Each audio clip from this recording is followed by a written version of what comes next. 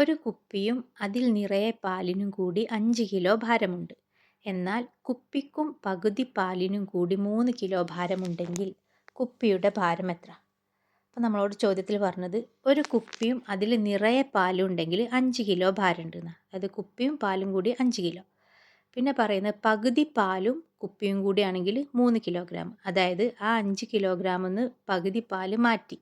അപ്പോൾ നമുക്ക് 3 എന്ന് കിട്ടി. അപ്പോൾ എത്രയാണ് നമ്മൾ മാറ്റിയത്? 2 കിലോഗ്രാം. അതായത് ബാക്കി പകുതി പാല് എന്ന് പറഞ്ഞാൽ 5 മൈനസ് 3 2 കിലോഗ്രാം. അപ്പോൾ പകുതി പാല് നമുക്ക് 2 കിലോഗ്രാം എന്ന് കിട്ടി. മാറ്റി വെച്ച പാല് കേട്ടോ. അപ്പോൾ ബാക്കി പകുതി എത്രയാണ്? കുപ്പിയിലുള്ള 2 കിലോഗ്രാം.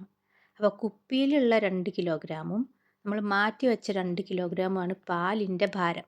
അപ്പോൾ 2 + 2 എത്ര കിലോഗ്രാം കിട്ടി? 4 കിലോഗ്രാം. പാല് 4 കിലോഗ്രാം. അപ്പോൾ ടോട്ടൽ 5 കിലോഗ്രാമാണ് ചോദ്യത്തിൽ പറഞ്ഞത്. അപ്പോൾ 4 കിലോഗ്രാം പാലും കുപ്പിയുടെ 1 കിലോഗ്രാം ഭാരവും കൂടി കൂട്ടിയാൽ നമുക്ക് 5 കിലോഗ്രാം എന്ന് കിട്ടി. അപ്പോൾ കുപ്പിയുടെ ഭാരം എത്രയാണ്? 1 കിലോഗ്രാം.